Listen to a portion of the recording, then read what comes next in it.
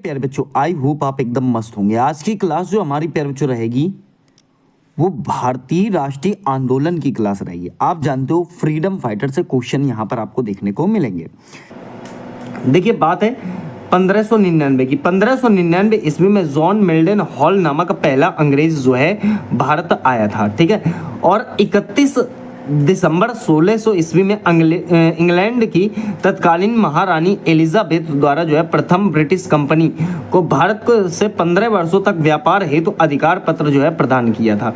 देखिए बात उस समय की है जब 1600 ईस्वी में इंग्लैंड की महारानी एलिजाबेथ प्रथम ने जॉर्ज व्हाइट और जॉन वाट्स द्वारा ब्रिटिश ईस्ट इंडिया कंपनी की स्थापना की, जिसका उद्देश्य दक्षिण पूर्वी एशियाई देशों के साथ जो है व्यापार करना होता था, ठीक है। हालांकि एक बात और मैं कहूं तो ये 1600 में इन्होंने कहा था ना, 24 अगस्त 1608 को कैप्टन विलियम हॉकिंस के नेतृत्व में हेक्टर नामक जहाज जो है कौन सा, तो यहाँ पर आपको समझ में आएगा। देखिए इन्होंने 2 कंपनियां बनाई थी, पहले इसको समझ लेते हैं। स्थल मार्गों से लिवेंट कंपनी को और समुद्री मार्ग से ईस्ट इंडिया कंपनी को अधिकार पत्र जो है प्रदान कर दिया गया था। मैंने क्या कहा, इंग्लैंड से सन 1608 ईस्वी में हेक्टर नामक जहाज से जो है एक अंग्रेज भारत आया। कब, तो 1608 में, जिसका नाम था कैप्टन हॉकिंस। वह अपने साथ इंग्लैंड के एक बादशाह जेम्स प्रथम का जो है खत भी लाया था। उस समय शासन यहाँ पर जहांगीर कर रहे थे। कौन शासन कर रहे थे? जहांगीर शासन कर रहे थे। क्योंकि जहांगीर का जो शासन था तो आपको पता होगा 1605 से था। कितना था? 1605 से आप ये मान लीजिए 1627 तक का तो जहांगीर का शासन था। तो जहांगीर के शासन में वो आया और आने के बाद ये समझ लो उस समय शासन यहाँ पर जहांगीर का था। मैंने बताया हॉकिंस जहांगीर को झुक कर सलाम करता है, बाकायदा वो उतना ही सम्मान देता है जैसे एक अजनबी इंसान से मिलने पर इंसान को ये पता हो कि यार ये बहुत बड़े ओहदे वाला आदमी है, तो वैसे ही सर झुकाकर ये सम्मान देता है उसको। देखिए जहांगीर भी उसे सम्मान देता है। हॉकिंस के आने से पहले पुर्तगाली लोग यहाँ पर व्यापार कर ही रहे थे, ठीक है, क्योंकि पुर्तगाली ईस्ट इंडिया कंपनी जो एस्तादो द इंडिया के नाम से चल रही थी वो 1498 में उसकी स्थापना कर देते हैं। और इन्होंने जो है पुर्तगाली लोगों ने अपनी पहली फैक्ट्री तो पहले ही खोल रखी थी कोच्चि में, ठीक है। अंग्रेजों से पहले तो पुर्तगाली आ गए थे भारत में, लेकिन जब उन्होंने देखा कि यार मुगलों का साम्राज्य इतना ज़्यादा कमज़ोर है कि कोई भी इनको जो है अपने कब्जे में ले सकता है, क्योंकि भारत को उस समय सोने की चिड़िया कहा जाता था। भारत में सोना बहुत ज़्यादा मात्रा में था, लेकिन साले विदेशी आए, ये लूटते चले गए। उसके बाद अंग्रेजों को लगा कि यार ये बहुत ही ज़्यादा असुरक्षा में है इनका सामान, इनका जो है शासन इतना ज़्यादा टफ है नहीं कि मतलब यहाँ पर कब्जा करना मुश्किल ना हो। उन्होंने लड़ाना शुरू कर दिया। कभी वो भारत को पुर्तगालियों से लड़ा रहे हैं, कभी वो भारत को जो है आपके डेनिसों से लड़ा रहे हैं, कभी वो फ्रांसीसियों से लड़ा रहे हैं। ऐसे करके सब इन्होंने लड़ाना शुरू कर दिया, आप ये समझ लो, ठीक है। फिर आगे समझिएगा थोड़ा सा।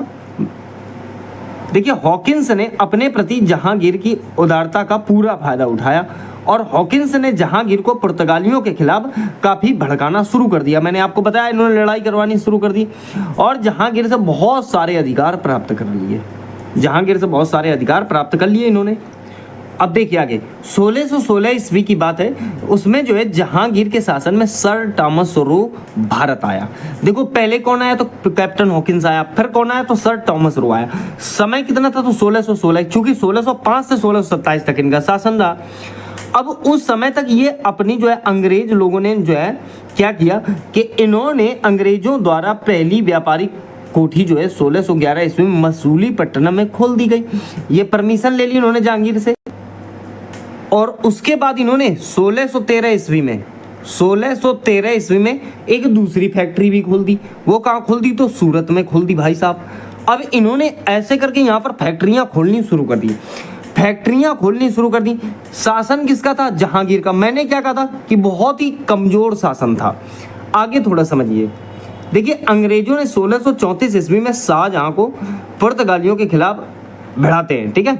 शाहजहां और पुर्तगालियों के खिलाफ जो है भिड़ा देते हैं ये, और कोलकाता में 1634 में ही एक और कोठी बनवा लेते हैं। एक बात ध्यान देना, मैं अगर आपको बताऊं ऐसे 1627 तक तो किसका शासन था, जहांगीर का।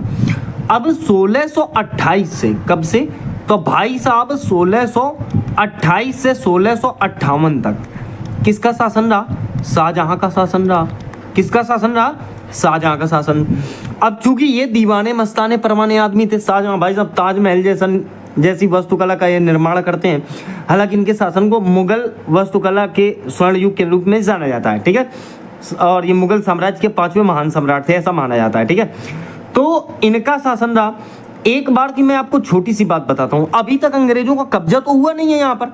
मैं आपको एक छोटी सी बात बताता हूँ, थोड़ी सी स्टोरी, एक छोटी सी समझ जाओगे आप। होता क्या है कि अंग्रेज तो यहाँ पर थे ही थे, ठीक है। दरबार में भी कुछ अंग्रेज रहा करते थे। बात है भाई साहब, बात कब की है, तो ऐसे समझ सकते हो कि अंग्रेज उस समय यहाँ पर चुंगी दिया करते थे। क्या दिया करते थे? कर दिया करते थे व्यापार के लिए। अब बात यहाँ से समझना बहुत अच्छी तरीके से। होता क्या है कि भाई साहब शाहजहां की एक बेटी थी जिनका नाम था जहां आरा बेगम। क्या नाम था? जहां आरा बेगम। वो उनकी तबीयत खराब हो जाती तो एक अंग्रेज उनका इलाज कर देता है। चूंकि हमारे पास उस समय औषधियों से इलाज होता था, लेकिन वो अंग्रेज जो है अंग्रेजी दवाओं से इलाज कर देता है। तो औषधियों की तुलना में जहां आरा जो है बहुत कम समय में ठीक हो जाती है। अब अंग्रेजों से बहुत ज़्यादा खुश हो गए कौन? शाहजहां फिर अंग्रेज से बोले कि बताओ आपको क्या चाहिए। उसने कहा कि भाई ऐसा है कि हमारा जो चुंगी लगता है उसे माफ़ कर दिया जाए। शाहजहां निकले बेवकूफ़ आदमी, इन्होंने उनकी चुंगी जो है माफ़ कर दी। जब उनकी चुंगी माफ़ कर दी तो वहाँ से कितना आदमी आ रहा है और कितना आदमी मतलब अंग्रेज कितने भारत में आ रहे हैं और भारत से कितने अंग्रेज मतलब भारत से कितने जो है इंग्लैंड जा रहे हैं, इस बात का कुछ पता नहीं चल पा रहा था। यहाँ इन्होंने धीरे धीरे जहाँ पर इन्होंने व्यापारिक फैक्ट्री खोली थी वहीं बना लिए इन्होंने बंकर बनाने के बाद इन्होंने जो है वहाँ पर चुपचाप से गुप्त ट्रेनिंग देनी भी शुरू कर दी। जवान तैयार करने लगे तो उनको एहसास हो गया था कि आज नहीं तो कल हम जो है भारत में कब्जा कर ही लेंगे। उनके मन में ये विचार आ गया था। शाहजहां की ये बहुत बड़ी मूर्खता थी कि उनकी चुंगी माफ़ कर दी इन्होंने। वो ये कहते थे कि भाई हम कम तो कर देंगे लेकिन माफ़ नहीं करेंगे, ठीक है। वो बहुत बड़ी गड़बड़ हो गई। अब समझिए आगे की बात, समझ लो आप। ऐसे करके धीरे धीरे ये सभी जो विदेशी लोग थे वो मतलब भारत में व्यापार करते रहे। पुर्तगाली हैं, अंग्रेजी हैं, डेनिश हैं, फ्रांस हैं, ये सब भारत में व्यापार करते रहे। देखिए 1498 में सबसे पहले पुर्तगाली कंपनी भारत में आती है और 1961 में भाई साहब पुर्तगाली जाते हैं यहाँ से। कब जाते हैं? 1961 में सबसे अंत में जाते हैं। आप ये समझ लो, बात ध्यान रखना ये वाली बात। वो भी छोड़कर नहीं जा रहे थे। गए कैसे? जब भाई साहब ऑपरेशन विजय चलाया गया। पुर्तगालियों के लिए कौन सा ऑपरेशन चलाया गया था? तो भाई साहब आप याद रखना, ऑपरेशन विजय चलाया गया था। तो जब ऑपरेशन विजय इनको भगाने के लिए चलाया गया तो 1961 में, कब? 1961 में आप ये मान लीजिए कि गोवा, दमन और दीव को छोड़कर भारत से भाग गए ये साले, जब सेना के द्वारा ये चलाया गया ऑपरेशन। और ये समझ लो कि पुर्तगाली भारत आने वाले पहले यूरोपीय थे और उन्होंने लगभग 450 तक मतलब 450 वर्षों तक जो है भारत में अपना शासन किया। जो 1510 से इनका शुरू हुआ था आना, तो ये बात आप समझ सकते हो, ठीक है ना। आगे आइए। अब ऐसे ही करके ये शासन करते रहे यहाँ पर। अंततः बात करें 1746 ईस्वी में अंग्रेजों ने बंगाल, बिहार, उड़ीसा पर विजय प्राप्त कर ली। मुगल शासन सोने एवं चांदी से भरा हुआ था, परंतु साम्राज्य सदैव निर्मल एवं असुरक्षित था। ये बात मैं आपको पीछे बता चुका हूँ, ठीक है। उसके बाद एक बात और गड़बड़ हुई थी। गड़बड़ क्या? एक बात हुई कि जैसे तो मुगल साम्राज्य में औरंगजेब एक बहुत ही खतरनाक शख्स था। कौन भाई साहब? औरंगजेब। क्योंकि औरंगजेब का जो शासन था वो 1658 से भाई साहब 1707 तक चला। 1707 तक चूंकि औरंगजेब को जिंदा पीर कहा जाता था। हो सकता है कि अगर औरंगजेब के शासन में वो कंट्रोल करता इनको तो वो कंट्रोल कर सकता था। वो बहुत खतरनाक आदमी था। लेकिन औरंगजेब के बाद जितने भी मुगल शासन में आए वो सारे ऐरा गैरा नत्थू खेरा है। कहने का मतलब किसी में इतनी हिम्मत नहीं थी कि शासन को बढ़िया तरीके से चला सकते। उतना ही शासन जो है मुगल साम्राज्य के नाम से बढ़िया था कि मतलब वो कंट्रोल कर सकते थे हर इंसान पर, बाकी नहीं था। तो आप ये समझ लो कि अब क्या होता है, यह दशा देखकर अंग्रेजों ने भारत को गुलाम बनाने का षड्यंत्र कर लिया तथा 10 अप्रैल 1756 ईस्वी में बंगाल में अली वर्दी खां की मृत्यु के बाद बंगाल में जो है उस समय जब अली वर्दी खां की मृत्यु हो जाती है, तो चूंकि इनके दादा थे, किनके दादा थे, तो सिराजुद्दौला के दादा थे अली वर्दी खां। अली वर्दी खां की मृत्यु के बाद सिराजुद्दौला जो है शासन में बैठते हैं। मात्र ये समझ लो अप्रैल 1756 में शासन बैठ जाते हैं। 23 साल की उम्र में बंगाल के नवाब का पद जो है सिराजुद्दौला जी ने संभाल लिया, जिनके शासन के अंत में ईस्ट इंडिया कंपनी का प्रभाव बढ़ा, अंततः शासन स्थापित हुआ। बहुत खतरनाक आदमी थे, ये समझ लो आप, बहुत ही खतरनाक आदमी थे। अब देखिए क्या होता है, शासन में बैठ गए, लेकिन अंग्रेज बिल्कुल नहीं चाहते कि सिराजुद्दौला शासन में बैठे, क्योंकि उनको पता था कि बहुत खतरनाक आदमी है। एक बार क्या होता है, देखो मैंने क्या कहा, अप्रैल में बैठते हैं ये, अप्रैल में कब बैठते हैं, यहां देखिएगा, ये जो है आपके सिराजुद्दौला शासक कब बने, तो अप्रैल में। मैंने आपको बताया कि अप्रैल में ये जो शासन में बैठते हैं, कब, तो 1756 में ही। अब होता क्या है कि ब्लैक हॉल की एक घटना हुई इनके साम्राज्य में, कब, अप्रैल मई जून, कहने का मतलब है जस्ट 2 महीने बाद, 20 जून 1756 ईस्वी को ब्लैक हॉल की घटना अंग्रेजों की नींव को हिला कर रख देती है। बहुत ही खतरनाक घटना थी, ठीक है। तो 20 जून 1756 ईस्वी को 118/14 के कमरे में, ठीक है, जो आपके कलकत्ता में पड़ता है, कलकत्ता में अब कोलकाता हो गया है, तो फोर्ट विलियम कॉलेज में था, ठीक है ना, फोर्ट विलियम अब कॉलेज हो गया है, वैसे स्थान था वो, ठीक है। तो उसी फोर्ट विलियम में आप ये समझ लीजिए कि जो सिराजुद्दौला थे, 146 आदमियों को बंद कर लिया। और बंद करने की रणनीति क्या थी, इसमें भी मैं 2 सेकंड लूंगा आपके। सिराजुद्दौला के उनको खुफिया जानकारी ये मिल गई, सिराजुद्दौला को उनके जो लोग थे, जो गुप्तचर थे, उनके द्वारा उनको एक खुफिया जानकारी मिली कि आज रात को जो है अंग्रेज हमला करने वाले हैं फोर्ट विलियम में। सिराजुद्दौला ने दिमाग लगाया कि अच्छा, तो उन्होंने दिमाग लगाया। दिमाग लगाने के बाद उन्होंने एक कार्य किया, अपने ही जो उनके खुद के सैनिक थे, अपने ही सैनिकों से उन्होंने अपने किले की घेराबंदी करवा ली। घेराबंदी करवाने के बाद आप ये समझ लीजिए, उन्होंने आदेश दिए थे कि जैसे ही अंग्रेज हम पर हमला करते हैं, वैसे ही उनको पीछे से दबोच लेना और अंदर ले आना। ऐसे ही करके उन्होंने 146 आदमी उस कमरे में और पैक कर दिए। रात, भाई साहब, समय आप ये समझ लो जून, 20 जून, तपती भाई साहब गर्मी, बिल्कुल ऐसी स्थिति में मात्र 118/14 के कमरे में पैक कर दिए। अब जब उन्होंने रात में पैक कर दिए, तो वहां के लोगों ने कहा कि अरे रात में तो ये मर जाएंगे, तो बोले सुबह देखेंगे, फिलहाल तो आप पैक कर दो, हमारे आदेश का पालन करो। उन्होंने आदेश का पालन किया और उनको पैक कर दिया। जब भाई साहब सुबह दरवाजा खोला, तो केवल 23 लोग ही जिंदा बचे। ये बात हॉलवेल बता रहे हैं, ठीक है, केवल 23 लोग 146 में जिंदा बचे, 123 की तो दावत हो गई, आप ये समझ लो। अब इस हादसे से भाई साहब अंग्रेजों की बुनियाद हिल गई कि 123 तो वो कच्चे चबा गए सिराजुद्दौला, इतने खतरनाक आदमी थे, ये समझ लो अंग्रेजों के लिए। अब एक बात समझिए, देखिए 1 साल बाद की बात है, देखिए यहाँ 20 जून है और यहाँ आप कह सकते हो 23 जून, कितना, 23 जून, 23 जून, और सन जो रहेगी वो 1757 रहेगी, ठीक है। तो 23 जून 1757 को प्लासी का युद्ध बंगाल के नवाब सिराजुद्दौला के बीच हुआ, जिसमें अंग्रेज सेना का नेतृत्व जो कर रहे थे वो रॉबर्ट क्लाइव द्वारा किया गया था। ये एक युद्ध होता है, ठीक है। देखिए सिराजुद्दौला के सेनापति मीर जाफर ने इसमें जो है धोखा दिया। भाई साहब इस युद्ध में धोखा किसके द्वारा दिया गया, मीर जाफर के द्वारा। ये ससुरा कुकुर मुत्ता जाके मिल गया अंग्रेजों से।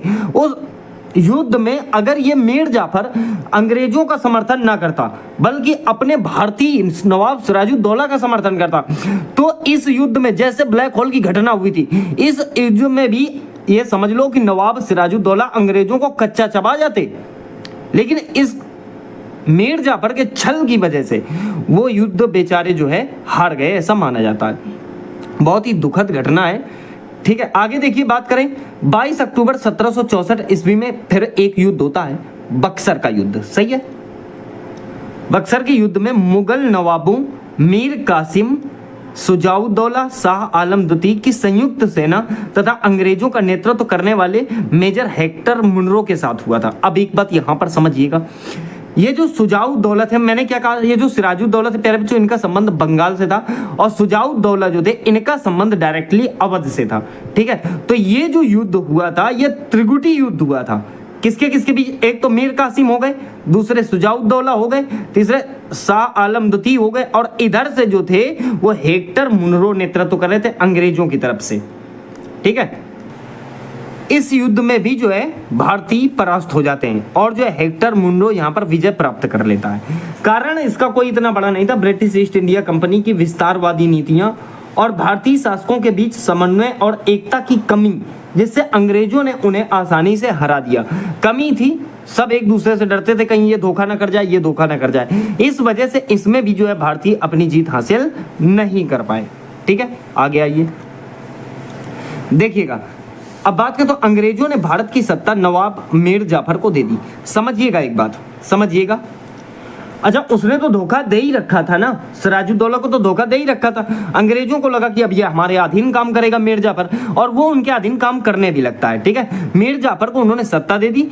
किसी को पता नहीं था कि सत्ता अंग्रेजों के हाथ में है और बैठा मीर जाफर है। मीर जाफर तो नॉर्मल बैठा हुआ था, लेकिन वो वही काम करता था मीर जाफर जो बात अंग्रेज बोलते थे। अच्छा, वहां के दरबारी भी जो है मीर जाफर को क्लाइव का गधा कहने लगे थे। आप ये समझ लो, ऐसी स्थिति आ गई। क्या हुआ, अंग्रेजों ने जमकर बंगाल में जो है व्यापार किया और रिश्वत बटोरी और अराजकता फैलाई, जो मन होता वही करते। देखिए, भारत का धन इंग्लैंड भी भेजने लगे। 1760 ईस्वी में मीर जाफर को हटाकर सत्ता जो है मीर कासिम को दे दी गई। देखिए, कारण क्या रहे, पहले एक बात समझ लो, मीर जाफर को हटाकर सत्ता मीर कासिम को दी गई। देखिए, मीर जाफर को हटाकर उनके दामाद थे मीर कासिम। किसके? तो मीर जाफर के दामाद थे मीर कासिम। ठीक है, और इनको जो है बंगाल का नवाब बनाया गया, क्योंकि मीर जाफर अपनी प्रशासनिक अयोग्यता, अदूरदर्शिता और ईस्ट इंडिया कंपनी की मांगों को पूरा करने में असमर्थता के कारण कंपनी के लिए एक उपयुक्त शासक नहीं थे। ब्रिटिश कंपनी के अधिकारियों का मानना था, क्या मानना था, कि मीर जाफर कंपनी की वित्तीय और राजनीतिक मांगों को पूरा करने में विफल हो रहे हैं, इसलिए इनको पद से हटाया जाए। तो उनको पद से जो है अंग्रेज हटा देते हैं। ठीक है, आगे देखिए। अब यहाँ पर समझिएगा, हम डायरेक्टली बात करेंगे सिपाही विद्रोह की, क्योंकि अंग्रेजों का कब्जा तो पूरा हो ही गया था ना यहाँ पर। अब तो कब्जा हो ही गया, क्योंकि मीर कासिम भी इतना दमदार आदमी नहीं था। जब मीर जाफर ही नहीं थे तो मीर कासिम क्या होगा इतना दमदार। अब देखिए, समझ लीजिएगा, थोड़ा सा हम आ जाते हैं विद्रोह की तरफ। 1857 में जब इनका विद्रोह चरमोत्कर्ष पर हो गया, तब पहली घटना प्यारे बच्चों यहाँ से आपको देखने को मिलेगी, जब भारतीयों की आंखें खुल गई। ठीक है, और आंखें क्या खुल गई, बड़ा धुआंधार टक्कर होती है, आप ये समझ लो। और अंततः हमें थोड़ा समय जरूर लग जाता है, लेकिन उनसे हम अपने देश को छीन जरूर लेते हैं, ये बात आप जानते हैं। होता क्या है, आप समझिए। 1857 में मेरठ, दिल्ली, कानपुर, लखनऊ, झांसी, ग्वालियर, भाई साहब इनकी जो है नीतियां इतनी कठोर हो गई थी कि भारतीय परेशान हो गए। अब होता क्या है कि जो 1857 में मेरठ का विद्रोह था, देखिए, इस क्रांति की महत्वपूर्ण एवं पहली घटना बैरकपुर छावनी, पश्चिम बंगाल में घटित हुई। ठीक है, जहां 29 मार्च 1857 को मंगल पांडे, ठीक है, उत्तर प्रदेश बलिया के रहने वाले हैं प्यारे बच्चों, मंगल पांडे, हमें नाज है कि हमारे उत्तर प्रदेश के रहने वाले थे। ठीक है, नाम के एक सिपाही ने गाय एवं सुअर की चर्बी से तैयार कारतूसों के प्रयोग से इनकार कर दिया। ठीक है, अंग्रेज ये बात भली भांति जानते थे कि गाय की चर्बी लगी कारतूसों को कोई भी हिंदू सैनिक मुंह से काटना तो क्या, हाथ भी नहीं लगाएगा। उसके बावजूद उन्होंने ये मतलब मैटर फैला रखा था। अब देखिए क्या होता है, इनकार कर दिया और अपने उच्च अंग्रेज अधिकारी की हत्या कर दी। ठीक है, इन्होंने जो गोलियां चलाई थी, ठीक है, इन्होंने जो गोलियां चलाई थी, तो ये नहीं कह सकते कि मतलब वो तत्काल ही मर गए थे, वो उस समय घायल थे। 2 आदमियों पर, देखिए, पहले इन्होंने सार्जेंट जो है मेजर ह्यूसन और लेफ्टिनेंट बाग पर हमला किया था, तो वो साले दोनों वहां पर घायल हो जाते हैं। ठीक है, आगे देखिए। अंग्रेजी शासन ने 8 अप्रैल 1857 को मंगल पांडे एवं ईश्वर पांडे को फांसी की सजा दे दी गई। बेटा, ये जो है बहुत ही ज्यादा दर्दनाक हादसा था या दुखद एक घटना थी। देखिए, सैनिकों की मौत की खबर ने विद्रोह को एक भयंकर रूप दे दिया। 10 मई 1857 को मेरठ छावनी की पैदल सेना टुकड़ी ने भी गाय की चर्बी के कारतूसों का विरोध करते हुए उसमें भी पाबंदी लगा दी। अंग्रेजों ने भारतीयों पर अत्याचार करने शुरू कर दिए, जैसे किसानों पर कर लगाना, लॉर्ड डलहौजी की राज्य हड़प नीति। इसके बाद उदय हुआ बड़े क्रांतिकारियों का। आप ये समझ लीजिए कि यहाँ से क्रांतिकारियों का उदय शुरू हो जाता है। तो आइए सबसे पहले हम बात करेंगे नाना साहब पर। ऐसे ही करके डिटेल के साथ हम प्यारे बच्चों सभी क्रांतिकारी जो महत्वपूर्ण है उनको समझने की कोशिश करते हैं, ठीक है। देखिए अगर बात करें तो नाना जी का जो असली नाम था वो प्यारे बच्चों धोधू पंत था। इनका जन्म 1824 में महाराष्ट्र के वेड़ू गांव में हुआ था। बचपन में इनका नाम जो है भोगोपंत था। इनके पिता माधवराव थे प्यारे बच्चों और माता इनकी जो थी वो गंगाबाई थी। इन्हें बाजीराव पेशवा ने गोद लिया था। कुछ समय बाद कानपुर में आगजनी की घटनाएं हुई जहां इन्होंने अपना अच्छा प्रदर्शन और योगदान दिया। मराठों का राजा इनको बना दिया गया, ये सब देखते हुए, ठीक है।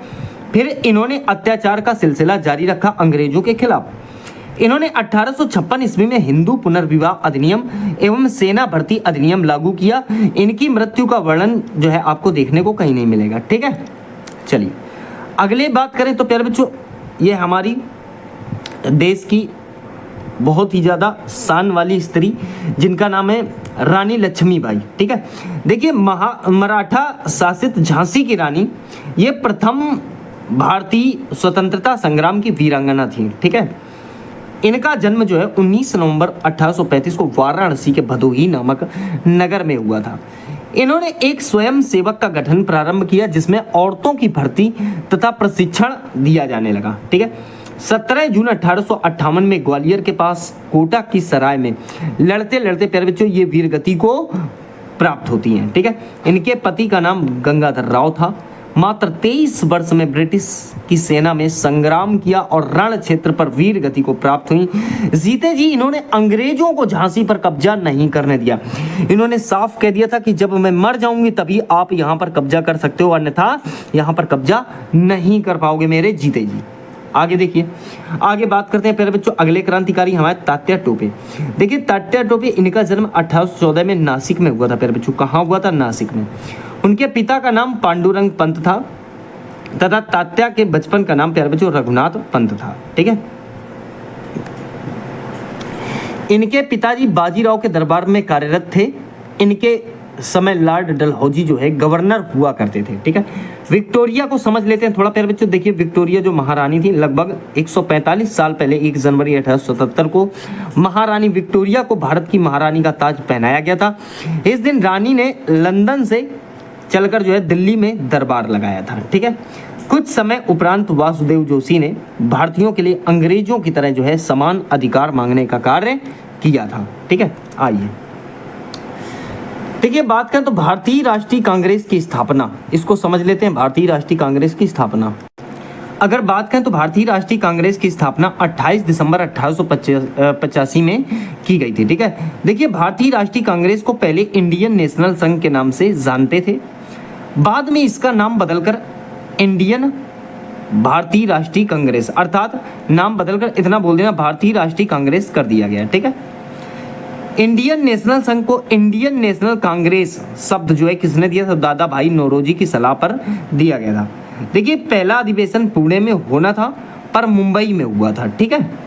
क्यों हुआ था? क्योंकि जो है हैजा संक्रमण के कारण तुरंत इस सम्मेलन को मुंबई में 25 दिसंबर से 28 दिसंबर 1885 को गोकुलदास तेजपाल संस्कृत महाविद्यालय के सभागार में व्योमेश चंद्र बनर्जी की अध्यक्षता में जो है इसे आयोजित किया गया था, ठीक है। इसमें प्यारे बच्चों 72 सदस्यों ने भाग लिया था। कितने सदस्यों ने भाग लिया था?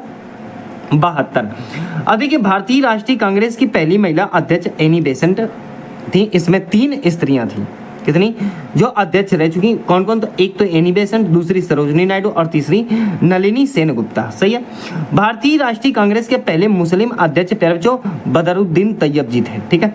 भारतीय राष्ट्रीय कांग्रेस के पहली महिला अध्यक्ष जो है प्यारे बच्चों आपकी एनी बेसेंट थी, ठीक है। देखिए एक बात ध्यान रखना, अगर भारतीय राष्ट्रीय कांग्रेस के जनक पूछता है, कौन पूछता है प्यारे बच्चों? जनक, तो आप जनक में लगाना एवो ह्यूम। क्या लगाओगे? एवो ह्यूम जो है जनक इसके थे। किसके? तो भारतीय राष्ट्रीय कांग्रेस के। और कुछ सवाल इंपॉर्टेंट है। देखिए अगर क्वेश्चन कहता है कि डॉक्टर राजेंद्र प्रसाद अध्यक्ष कब बने, तो भाई साहब डॉक्टर जो राजेंद्र प्रसाद जी थे, राजेंद्र प्रसाद जी, वो इसके अध्यक्ष स्वतंत्रता के पश्चात जो बने हैं 1947 में, ठीक है। इसके पश्चात भारतीय राष्ट्रीय कांग्रेस का अगला अधिवेशन कब हुआ, तो 1948 में जयपुर में हुआ। इसकी अध्यक्षता जो की गई थी पट्टाभी सीतारामैया के द्वारा की गई थी। महात्मा गांधी ने भारतीय राष्ट्रीय कांग्रेस के एकमात्र अधिवेशन 40वें अधिवेशन जो है प्यारे बच्चों बेलगांव में हुआ था, वहां पर जो है उसमें उसकी अध्यक्षता की थी। तो ये बात आपको ध्यान रखनी है, कोई दिक्कत किसी को प्यारे बच्चों नहीं होनी चाहिए, सही है। दूसरी बात देखिए, मैंने क्या कहा, भारतीय राष्ट्रीय कांग्रेस के पहले अध्यक्ष कौन थे, पहले अध्यक्ष, तो आप यहाँ पर समझ सकते हो कि पहले अध्यक्ष व्योमेश चंद्र जो है बनर्जी थे, ठीक है। और पहले फारसी अध्यक्ष दादा भाई नौरोजी, पहले मुस्लिम अध्यक्ष बदरुद्दीन तैयब जी, पहली महिला अध्यक्ष एनी बेसेंट, पहले अंग्रेज अध्यक्ष, ठीक है। अगर पहले अंग्रेज अध्यक्ष बोल दे कि भाई पहले अंग्रेज अध्यक्ष बताओ, तो आप उत्तर में क्या लगाओगे, जॉर्ज यूल। क्या लगाना प्यारे बच्चों, जॉर्ज, पूरा नाम याद रखना, जॉर्ज यूल जो है इसके जो है पहले अंग्रेज अध्यक्ष थे, ठीक है। चलिए, तो बात समझ में आ गई होगी। आगे देखिएगा, आगे देखिए प्यारे बच्चों, आ जाइए। देखिए, भारतीय राष्ट्रीय कांग्रेस आंदोलन का दूसरा चरण, अभी हमने क्या पढ़ा, पहला। देखिए, इस आंदोलन का उदय राष्ट्रवादी या उग्रवाद के उदय का काल माना जाता है, ठीक है।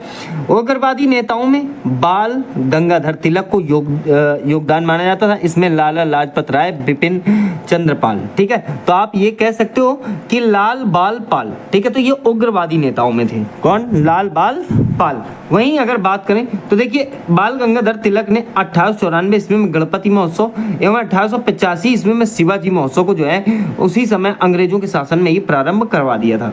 बहिष्कार का नारा सर्वप्रथम जो है, बहिष्कार का नारा किसने, क्वेश्चन में पूछता है किसने दिया था, तो तिलक जी ने ही दिया था। इनका मानना था कि भीख मांगने से स्वतंत्रता नहीं मिल सकती, हमें संघर्ष करना पड़ेगा। बात करें प्यारे बच्चों आगे, तो बंगाल विभाजन की बात करेंगे। किस विभाजन की, बंगाल विभाजन की, बहुत इंपॉर्टेंट पॉइंट है ये।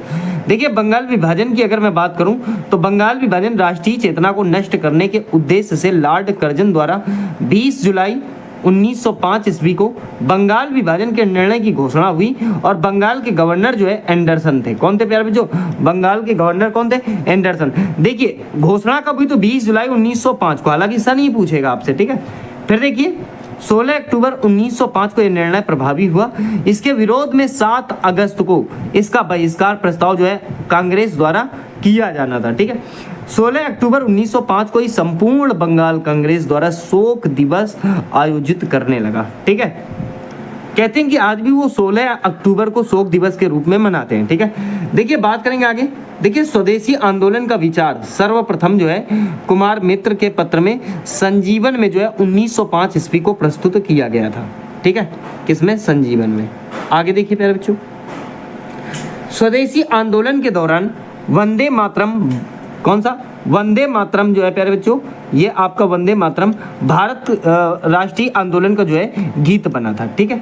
बंगाल विभाजन का कारण हिंदू और मुसलमान को विभाजित करना था। स्वदेशी आंदोलन के दौरान वंदे मातरम भारत राष्ट्रीय आंदोलन का जो है प्यारे बच्चों शीर्षक गीत बना था, ठीक है। बात करेंगे प्यारे बच्चों आगे, मुस्लिम लीग की स्थापना। किसकी स्थापना, मुस्लिम लीग की स्थापना।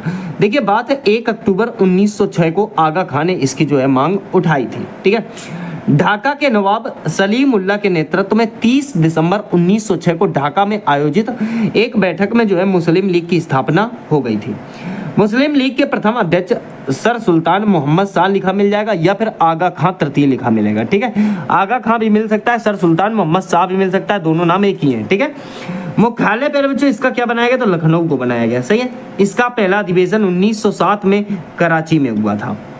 वायसराय किसको बनाया, लॉर्ड मिंटो के प्रोत्साहन से जो है इसको प्रोत्साहन मिल चुका था। मुसलमानों के लिए पृथक निर्वाचन मंडल का निर्माण भी जो है इसमें किया गया था, ठीक है।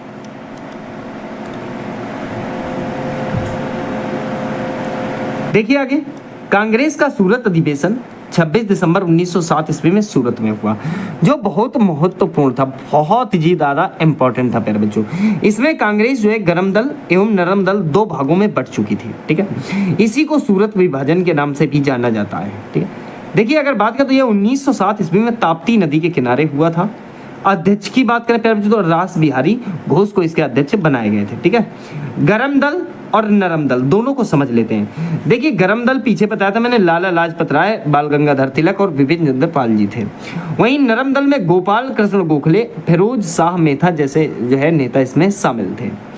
नोट यहाँ एक बात ध्यान रखना, 1916 में लखनऊ अधिवेशन के दौरान फिर से दोनों जो है एक साथ हो गए, ये बीच में जो है अलग हो गए थे। ठीक है, अनुशीलन समिति का गठन किया गया। पहले बच्चों अनुशीलन समिति का गठन 1902 में कलकत्ता में हुआ था। ठीक है, अनुशीलन समिति की स्थापना प्रमथनाथ मित्र ने की थी। प्रमथनाथ ही लगाना, प्रथम नाथ मत लगा देना, पहले उसमें ऑप्शन में दोनों आ जाए और आप प्रमथनाथ की जगह प्रथम नाथ लगा दो। ठीक है, हाँ तो ध्यान रखना। इसके अंतर्गत खून का बदला खून नारा दिया गया था, ये बात आपको ध्यान रखनी है। फिर जो है इसकी 500 शाखाएं खोली गई। कितनी शाखाएं? 500। इसके अध्यक्ष हेमचंद्र को बम बनाने की कला सीखने के लिए रूस भेजा गया। किसकी कला सीखने के लिए प्यारे बच्चों? तो बम बनाने की कला सीखने के लिए जो है इनको रूस भेजा गया। आगे देखिए, प्रफुल्ल चाकी और खुदीराम बोस ने 30 अप्रैल 1908 को मुजफ्फरनगर के जज किंग्सफोर्ड की हत्या करने का प्रयास किया, लेकिन यहाँ थोड़ी सी मिस्टेक हो जाती है। गलती से जो है बम केनेडी की गाड़ी पर गिर गया, जिससे 2 महिलाओं की मृत्यु हो गई। चौकी ने तो आत्महत्या कर ली और खुदीराम बोस को जो है 15 वर्ष की अवस्था में ही प्यारे बच्चों फांसी पर लटका दिया गया और वो शहीद हो जाते हैं। देखिए 1 जुलाई 1909 को मदन लाल ढींगरा ने विलियम वाइली की गोली मारकर हत्या कर दी और जो है 17 अगस्त 1909 ईस्वी में इनको भी जो है जो मृत्युदंड दे दिया जाता है। 1914 ईस्वी में गुरुदत्त सिंह ने जापानी जहाज किराए पर लिया और ये जलयान जहाज जो है 351 यात्रियों के साथ 26 दिसंबर 1914 को हुबली पर पहुंचा और बजबज नामक बंदरगाह पर जब ये जहाज पहुंचा तो तलाशी ली गई और संघर्ष हुआ। 18 व्यक्ति मारे गए और 25 व्यक्ति जो है उसमें घायल हो गए। गांधी जी ने मार्च 1918 को कर नहीं आंदोलन चलाया गुजरात के खेड़े जिले से। 19 मार्च 1919 ईस्वी को उग्रवादी भावना को कुचलने के लिए रॉलेट एक्ट लाया गया। ठीक है, रॉलेट एक्ट में किसी भी व्यक्ति को बिना मुकदमा चलाए गिरफ्तार किया जा सकता था। उसके विरुद्ध ना कोई अपील, ना कोई दलील और ना ही कोई वकील जैसी कोई स्थिति देखने को मिली थी। कहने का मतलब ना अपील, ना वकील, ना दलील। ठीक है, यहाँ पर वकील भी नहीं कर सकते थे, इसीलिए इसको क्या बोला गया? काला कानून बोला गया। ठीक है, ये उग्रवादी भावना को कुचलने के लिए जो है प्यारे बच्चों लगाया गया था। आगे अगर बात करूं मैं यहाँ पर तो देखिएगा 13 अप्रैल 1919 ईस्वी को जलियांवाला बाग हत्याकांड हुआ, जिसमें सतपाल और किचलू की गिरफ्तारी को लेकर प्यारे बच्चों जनसभा हो रही थी। उसी जनसभा में जनरल डायर ने अंधाधुंध गोलियां चलवाई, जिसमें 10 मिनट तक गोलियां चली। लगभग 400 व्यक्ति प्यारे बच्चों यहाँ पर शहीद हो जाते हैं। इसमें हंसराज नामक एक आदमी जो है ये ससुरा गद्दारी कर देता है। भारतीय ने जनरल डायर का सहयोग कर दिया। उस समय जो प्यारे बच्चों यहाँ पर शासन कर रहा था, वो जो गोलियां चलवाता है उसका नाम जनरल डायर था। ठीक है, बात है 1 अगस्त 1920 ईस्वी को असहयोग आंदोलन चलाया गया, पर इससे मोहम्मद अली जिन्ना, एनी बेसेंट और जो है प्यारे बच्चों विपिन चंद्र पाल प्रसन्न नहीं थे और वो कांग्रेस को छोड़ देते हैं। देखिए 5 फरवरी 1922 को गोरखपुर जिले के चौरी चौरा नामक स्थान पर आकर असहयोग आंदोलन ने जो है प्यारे बच्चों थाने में आग लगा दी, जिसे 1 थानेदार और 21 सिपाही प्यारे बच्चों मार गिराए गए। ठीक है, इस घटना से दुखी होकर गांधी जी ने असहयोग आंदोलन को समाप्त कर दिया, क्योंकि वो जो लोग थे जिन्होंने थानेदार को और 21 सिपाही मार गिराए वो असहयोग आंदोलन से ही संबंधित थे। और जो है गांधी जी का एक अपना नारा था अहिंसा परमो धर्मा, लेकिन इन्होंने मामला उल्टा कर दिया, इन्होंने कर दिया हिंसा परमो धर्मा। अब भाई साहब बात हो गई खराब। बात खराब क्या हो गई कि असहयोग आंदोलन के लोगों ने ही जो है बवंडर काट दिया। जब बात खराब हो गई तो ये समझ लो कि गांधी जी को असहयोग आंदोलन समाप्त करना पड़ा। और यही नहीं, 13 मार्च 1922 ईस्वी को गांधी जी को गिरफ्तार कर लिया गया। अब एक इंटरेस्टिंग बात यहाँ पर आप समझो कि होता क्या है, गांधी जी को इन्होंने पूरे स्वतंत्रता संग्राम के दौरान 56 बार गिरफ्तार किया, लेकिन गिरफ्तार ही किया, उनको ज़्यादा समय के लिए रख नहीं पाए। कभी साल भर, मान लो 6 साल को रखा, 6 साल को सजा हुई और 2 साल को रख लिया फिर छोड़ दिया। अब रीजन क्या था? क्योंकि गांधी जी का पेट खराब हो जाता था और गांधी जी का पेट खराब हो जाता तो उनको लेके भागो। तो अब वो तो एक आदमी थे, लेकिन अंग्रेज ससुरे उनकी सेवा में लग जाते 6, एक आदमी के चक्कर में 6 आदमी काम पर लगे हुए थे। इस बात से वो ज़्यादा परेशान हो जाते। वो जब भी जेल में जाते तब भी कहते कि भाई ऐसा पेट खराब है, ऐसे करके उनको छोड़ना पड़ जाता। होता क्या कि 6 वर्ष की सजा हुई इनको। स्वास्थ्य को लेकर गांधी जी को 5 फरवरी 1924 को छोड़ दिया गया। ठीक है। असहयोग आंदोलन के बाद मार्च 1923 ईस्वी में मोतीलाल नेहरू तथा CR दास ने इलाहाबाद में स्वराज पार्टी की स्थापना कर दी। ठीक है। अब देखिए स्वराज पार्टी का मुख्य कार्य क्या था, तो भाई साहब इसका मुख्य कार्य चुनाव में हिस्सा लेना था। 1924 ईस्वी में सचिंद्र नाथ सान्याल, राम प्रसाद बिस्मिल और चंद्रशेखर आजाद ने एक क्रांतिकारी संस्था हिंदुस्तान रिपब्लिकन एसोसिएशन अर्थात HRA की स्थापना कर दी भाई साहब। अब देखिए बात अगर करें तो यहाँ पर एक नाम प्यारे बच्चों आपको दिख रहा होगा, नाम क्या है वो चंद्रशेखर आजाद। इसकी दीवानी तो पूरी दुनिया है। ठीक है, इस नाम की दीवानी तो पूरी दुनिया है, जैसे भगत सिंह की है। तो चंद्रशेखर आजाद के बारे में समझ लेते हैं। प्यारे बच्चों इनका उपनाम जो था एक तो आजाद था और दूसरा पंडित जी कहकर लोग इनको बुलाते थे। इनका जन्म 1906 ईस्वी में जो है झाबुआ मध्य प्रदेश में हुआ था। पिता इनके सीताराम थे, मानी सीताराम तिवारी थे, और माता इनकी श्रीमती जगरानी देवी था। ठीक है। भैया इनके बड़े भाई जो थे वो सुखदेव थे। शिक्षा इनकी संस्कृत पाठशाला वाराणसी में हुई है। ठीक है। और इनके मृत्यु के उसमें जो है अल्फ्रेड पार्क बनाया गया है प्रयागराज में। ठीक है, ये बात आप याद रखेंगे। सही है। आगे देखिए, अब बात हम कर रहे थे हिंदुस्तान रिपब्लिकन एसोसिएशन की। तो देखिए इस संस्था द्वारा 9 अगस्त 1925 को उत्तर रेलवे के लखनऊ सहारनपुर के काकोरी नामक स्थान पर ट्रेन पर डकैती डालकर जो है सरकारी खजाना लूटा गया। ये घटना जो है काकोरी कांड के नाम से जानी जाती है। हालांकि कांड हटा दिया गया। कांड किसके द्वारा हटा गया, तो यहाँ पर समझिएगा मुख्यमंत्री जो उत्तर प्रदेश के वर्तमान में मुख्यमंत्री हैं योगी आदित्यनाथ ने इसका नाम बदलकर प्यारे बच्चों काकोरी कांड से हटाकर काकोरी ट्रेन एक्शन कर दिया। ठीक है। होता क्या है कि इसमें जो है 29 क्रांतिकारियों ने हिस्सा लिया। इनका काम क्या था कि मुख्य रूप से कि उसका धन लूटना। धन लूटते तो हो सकता है कि उनकी नींव कमजोर होती, इस वजह से इन्होंने फैसला किया था। देखिए इस एक्शन में राम प्रसाद बिस्मिल, अशफाक उल्ला खां, रोशन लाल लाहिड़ी को फांसी दे दी गई। ठीक है।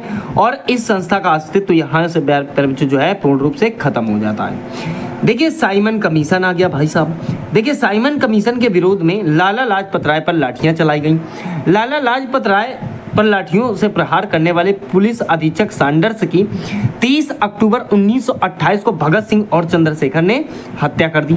यहाँ पर देखिए एक आपको नाम और दिखा प्यारे बच्चों, भगत सिंह। ठीक है। तो इसके जो सैंडर्स था इसकी हत्या किसने कर दी, तो आप कहोगे भगत सिंह और चंद्रशेखर ने मिलकर इनकी हत्या कर दी। अगर बात करें तो भगत सिंह का जो जन्म हुआ था प्यारे बच्चों 1907 ईस्वी में हुआ था, तो लॉयलपुर पाकिस्तान में हुआ था। ठीक है।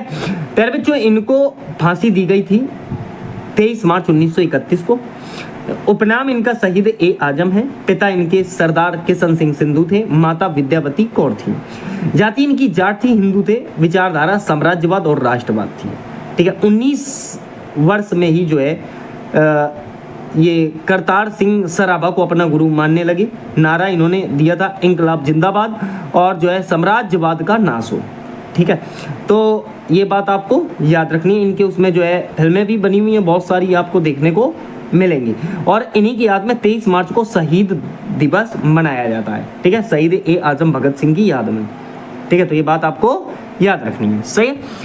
किसकी बात की मैंने, भगत सिंह की। अब देखिए एक बार फिर हिंदुस्तान रिपब्लिकन एसोसिएशन ने जन्म ले लिया। ठीक है। और इसी टीम के 2 संस्थाओं ने अप्रैल 1919 ईस्वी को केंद्रीय विधानमंडल पर बम फेंका और भगत सिंह ने इंकलाब जिंदाबाद का नारा दिया। प्यारे बच्चों नारा भगत सिंह ने दिया था, इसकी रचना जो है मोहम्मद इकबाल ने की थी। ठीक है। देखिए अब बात करेंगे 27 फरवरी 1931 ईस्वी को चंद्रशेखर आजाद के साथ पुलिस मुठभेड़ में शहीद हो गए। ठीक है। कहने का मतलब है चंद्रशेखर आजाद और अंग्रेजों की जो सेना थी उसके साथ मुठभेड़ हुई और एक बगीचे में जो है ये शहीद हो जाते हैं। प्यारे बच्चों एक ही गोली इनके पास बची थी। ठीक है। उसमें ये खुद को मार लेते हैं। ठीक है। उन्होंने कहा कि अंग्रेजों के हाथों से मरने से अच्छा है कि मैं अपने ही हाथों से क्यों ना मारा जाऊं। प्यारे बच्चों 23 मार्च 1931 ईस्वी को ठीक है भगत सिंह, सुखदेव, और राजगुरु को ब्रिटिश सरकार ने फांसी दे दी। ठीक है, अच्छा एक बात कहते हैं कि भगत सिंह को चाहते तो महात्मा गांधी बचा सकते थे, लेकिन उन्होंने ऐसा नहीं किया। उन्होंने कहा भी कि मैं अहिंसा का समर्थन नहीं करता, लेकिन मैं उनको सलाम करता हूं, भगत सिंह को एक अच्छे नेतृत्व करता थे, लेकिन फिर भी मैं जो है अहिंसा का समर्थन नहीं करता और मैंने भरसक प्रयास किया। प्यारे बच्चों, मैं गांधी जी को गलत नहीं ठहराता हूँ, बहुत अच्छे इंसान थे, उनका योगदान बहुत अतुलनीय है।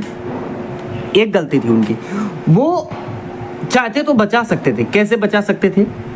कि वो सेकंड कमेटी में ना जाते, और जो है अगर सेकंड कमेटी में ना जाते तो हो सकता है कि अंग्रेजों को वीटो पावर का यूज करना पड़ता। वीटो पावर का यूज करने का प्रयत्न तनिक भी महात्मा गांधी ने नहीं किया था। अगर वो वीटो पावर का यूज करते तो आज जो है ये बात हमारे सामने नहीं आती कि भगत सिंह को चाहते तो महात्मा गांधी बचा लेते। ठीक है, उन्होंने वीटो पावर का प्रयोग नहीं किया था, इसीलिए लोग जो उनको कोसते हैं। इतिहास उनसे ये सवाल बार बार करता है कि आप चाहते तो उनको बचा लेते। बात करेंगे आगे। बंगाल में सूर्य सेन ने, देखिएगा, बंगाल में सूर्य सेन ने इंडियन रिपब्लिकन आर्मी की स्थापना की और ये जो है चटगांव में हुई। ठीक है, 16 फरवरी 1933 ईस्वी को राजद्रोह के आरोप में सूर्य सेन को बंदी बनाया गया और जो है फिर जो फांसी दे दी गई। ठीक है, अब बात करते हैं साइमन कमीशन 1927 ईस्वी। ठीक है, देखिए साइमन कमीशन की नियुक्ति ब्रिटिश प्रधानमंत्री ने सर जॉन साइमन के नेतृत्व में की थी। ठीक है, इस कमीशन में 7 सदस्य थे जो सभी के सभी गोरे लोग थे। ठीक है, मतलब ब्रिटेन के लोग थे। ठीक है, यही कारण था कि इसे जो है श्वेत कमीशन के रूप में जाना जाता था। साइमन कमीशन की घोषणा 8 नवंबर 1927 ईस्वी को की गई थी। कमीशन को इस बात की जांच करनी थी कि क्या भारत इस लायक हो गया है कि यहाँ लोगों को संवैधानिक अधिकार दे दिए जाएं या फिर इसे स्वतंत्र कर दिया जाए। इस कमीशन में किसी भी भारतीय को शामिल नहीं किया गया, जिस कारण इसका बहुत ही ज्यादा तीव्र विरोध भारत में देखने को मिलता है। ठीक है, आगे आइए प्यारे बच्चों। तो देखिए 12 मार्च 1930 ईस्वी को गांधी जी द्वारा अहमदाबाद के पास स्थित साबरमती आश्रम से जो है दांडी गांव तक 24 दिनों का पैदल मोर्चा निकालना पड़ा। ठीक है, इसमें 79 अनुयायी जो थे, भारतीय अनुयायी थे। 6 अप्रैल 1930 को प्रातः काल के बाद महात्मा गांधी ने समुद्र तट पर नमक बनाकर जो है नमक कानून भंग कर दिया। ठीक है, गांधी जी को इस बात के लिए गिरफ्तार कर लिया गया और यरोदा जेल में रख दिया गया, लेकिन फिर वही प्रॉब्लम हो गई और इनको शीघ्र ही छोड़ना पड़ गया, जैसे मैंने आपको पीछे बताया था। बात करेंगे गोलमेज सम्मेलन होते हैं। ठीक है, प्रथम गोलमेज सम्मेलन 12 नवंबर 1930 से 19 जनवरी 1931 तक चला। इस गोलमेज सम्मेलन में 89 सदस्यों ने हिस्सा लिया, जिसमें मात्र 76 भारतीय थे। ठीक है, इस सम्मेलन का उद्घाटन ब्रिटेन के सम्राट जॉर्ज पंचम ने किया था। इसमें गांधी जी नहीं आए थे और इरविन और गांधी जी के बीच 5 मार्च 1931 को एक समझौता होता है, जिसके बाद गांधी जी दूसरे गोलमेज सम्मेलन में आने के लिए शायद तैयार हो जाते हैं। ठीक है, संवैधानिक सुधारों पर चर्चा करने के लिए ये अधिवेशन हो रहे थे। देखिएगा आगे। द्वितीय गोलमेज सम्मेलन 7 सितंबर 1931 से 1 दिसंबर 1931 तक प्यारे बच्चों चलता है। देखिए 7 सितंबर 1981 में लंदन में हुआ इस सम्मेलन में गांधी नाराज हो गए और जो है प्यारे बच्चों मुंबई वापस चले गए। गांधी जी ने यहीं पर जो है विंस्टन चर्चिल ने गांधी जी को अर्धनग्न फकीर बोला था। ठीक है, गांधी जी ने भारत लौटकर 3 जनवरी 1932 को पुनः जो है सविनय अवज्ञा आंदोलन आरंभ कर दिया, जो 1 मई 1933 तक चला था। गांधी जी व सरदार वल्लभ भाई पटेल को गिरफ्तार कर लिया गया। कांग्रेस को एक गैर कानूनी संस्था घोषित कर दिया गया। पूना समझौता हुआ 26 सितंबर 1932 ईस्वी को। अगर मैं बात करूं यहाँ पर पूना समझौता जो हुआ था ये 24 सितंबर 1932 को, जैसे कि मैंने बताया। ठीक है, इसे आप 24 सितंबर लगाना। ठीक है, क्योंकि 26 को तो लौट के आ गए थे वो। ठीक है, तो 24 सितंबर 1932 लगाना। ठीक है, ये होना क्यों था भाई साहब? पहली बात तो ये यरोदा जेल में हुआ। कहाँ हुआ? यरोदा जेल में हुआ। और किसके किसके मध्य हुआ? तो भाई साहब ये हुआ था गांधी जी और जो है आपके अंबेडकर साहब के मध्य। किसके? तो आप ध्यान रखना, गांधी जी और अंबेडकर साहब के मध्य हुआ। और होना क्यों था? तो आरक्षण को लेके होना था। भाई साहब इसका बहुत ज्यादा विरोध किया गांधी जी ने। कि भाई ऐसा है दलितों को जो है आरक्षण नहीं मिलेगा, क्योंकि दलितों के आरक्षण को लेके हुआ था। अब चूंकि भीमराव अंबेडकर कोई मामूली आदमी थोड़ी थे, गांधी जी तो मैं मानता हूं उनके सामने कुछ नहीं थे, बहुत बड़ी चीज थे वो तो। अंबेडकर साहब पढ़े लिखे थे, बढ़िया नॉलेज थी उनको अच्छी खासी, बहुत बड़ी चीज थे। मैं तो कहता हूं कि वो इंसान थे ही नहीं, ऐसे लोग तो अवतार होते हैं, इनका अवतार हुआ करता है, जन्म नहीं लेते, ऐसे आदमी थे। मैं गांधी जी और अंबेडकर साहब की अगर तुलना करूं तो अंबेडकर साहब बहुत ही ज़्यादा बेटर आदमी थे, ठीक है। बात करें अगर तृतीय गोलमेज सम्मेलन की, तो 17 नवंबर 1932 से 24 दिसंबर 1932 तक चला, ठीक है। डॉक्टर भीमराव अंबेडकर एक ऐसे व्यक्ति थे जिन्होंने तीनों गोलमेज सम्मेलन में भाग लिया था। पूना समझौता की बात करें तो पूना समझौता के पश्चात 17 नवंबर 1932 से 24 दिसंबर 1932 के बीच तृतीय गोलमेज सम्मेलन का आयोजन जो हुआ है ये आपके लंदन में हुआ। अब देखिए गोलमेज सम्मेलन का तो केस निपट गया। अब आ जाओ 1935 का भारतीय सरकारी अधिनियम, ठीक है। अधिनियम में वैसे तो बहुत सारी चीजें थी, मैंने कुछ इंपॉर्टेंट फैक्ट ले लिए हैं। देखिए संघीय न्यायालय की स्थापना, नया संविधान अनम्य अर्थात रिजिड था। इसमें संविधान में जो है संशोधन करने की शक्ति केवल अंग्रेजी संसद को ही थी, ठीक है। तीसरा बात करें तो एक केंद्रीय बैंक अर्थात रिजर्व बैंक ऑफ इंडिया की स्थापना की गई। फिर देखिए चौथा, बर्मा तथा अदन को भारत के शासन से पृथक कर दिया गया, ठीक है। पांचवी चीज, उड़ीसा और सिंध दो नए प्रांत बनाए गए तथा उत्तर पश्चिम सीमांत प्रांत को गवर्नर के अधीन रख दिया गया। देखिए यहाँ पर तो आप ये समझ गए हो कि 1935 के भारत सरकार अधिनियम का रूपांतरण जो था ब्रिटिश सरकार से लिया गया था और ये हमारे संविधान के सबसे लंबे दस्तावेजों में से एक था। इसमें 10 अनुसूचियां थी और 321 धाराएं शामिल थी, ठीक है। आइए अब देखिए कुछ अधिनियम के तहत एक्ट भी आए, ठीक है। कैसे मतलब, जैसे 1773 का अधिनियम जिसे रेगुलेटिंग एक्ट कहा जाता है, ठीक है। 1781 का अधिनियम, इसे संशोधन अधिनियम कहा जाता है। 1784 का अधिनियम पिट्स इंडिया अधिनियम कहा जाता है। फिर देखिए चार्टर्ड अधिनियम आए 1793, 1813, 1833, 1853, ठीक है। भारत सरकार का अधिनियम 1858 आया। भारतीय परिषद अधिनियम 1861, 1892 और 1909 आए, ठीक है। भारत सरकार अधिनियम 1919 आया। भारत सरकार अधिनियम 1935 आया। भारत का स्वतंत्रता अधिनियम 1947 आया।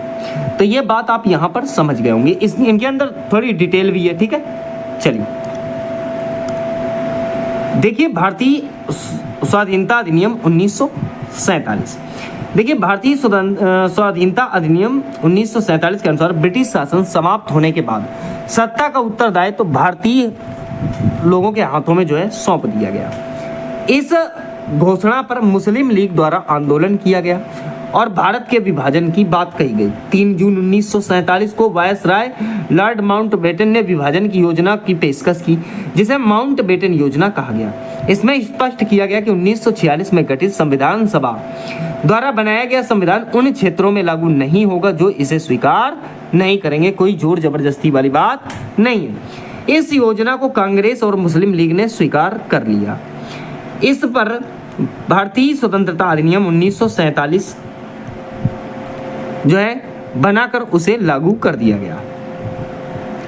भारत का विभाजन कर दिया गया प्यारे बच्चों। स्वतंत्र डोमिनियन अर्थात संप्रभु राष्ट्र भारत और जो है पाकिस्तान का सृजन हो गया, जिन्हें ब्रिटिश राष्ट्रमंडल से अलग होने की स्वतंत्रता थी, ठीक है। इसमें वायसराय का पद समाप्त कर दिया गया और उसके स्थान पर दोनों जगह राज्यों में गवर्नर जनरल पद को सृजित कर दिया गया, जिस पर ब्रिटेन का कोई नियंत्रण नहीं था, ठीक है। तो ये बात आप यहाँ समझेंगे। आगे देखिए, दोनों डोमिनियन को संविधान सभाओं को अपने देशों का संविधान बनाने और उसके लिए किसी भी देश के संविधान को अपनाने की शक्ति दे दी गई। इस कानून ने ब्रिटेन में भारत के से सचिव का पद समाप्त कर दिया। इस अधिनियम के द्वारा शाही उपाधि से भारत का सम्राट शब्द जो है ये भी समाप्त हो गया। 14 से 15 अगस्त 1947 की मध्यरात को भारत में ब्रिटिश शासन का अंत हो गया और जो है लॉर्ड माउंटबेटन नए डोमिनियन भारत के प्रथम गवर्नर जनरल बना दिए गए। लॉर्ड माउंटबेटन ने पंडित जवाहरलाल नेहरू को भारत के प्रधानमंत्री के रूप में शपथ दिला दी, ठीक है। 1946 में बनी संविधान सभा को स्वतंत्र भारत की संसद के रूप में स्वीकार कर लिया गया, ठीक है।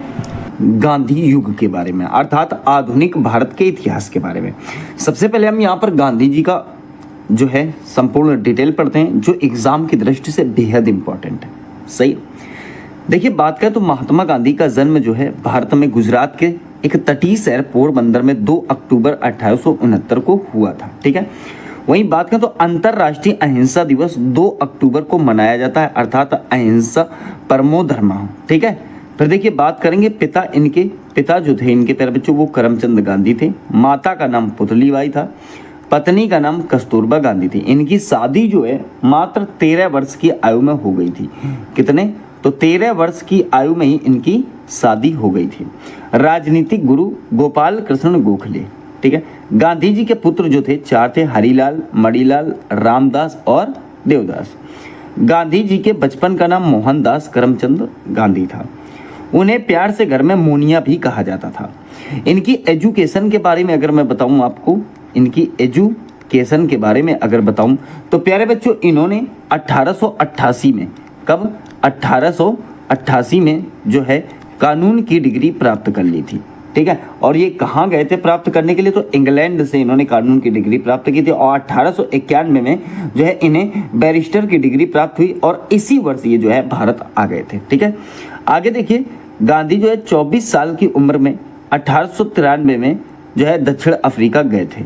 ठीक है, एक बात और ध्यान देना, होता क्या है कि वो एक मुकदमे में एक भारतीय व्यापारी जिनका नाम था दादा अब्दुल्ला और ये गुजराती थे, उनके मुकदमे की पैरवी करने के लिए अर्थात उनका प्रतिनिधित्व करने के लिए ये गए थे।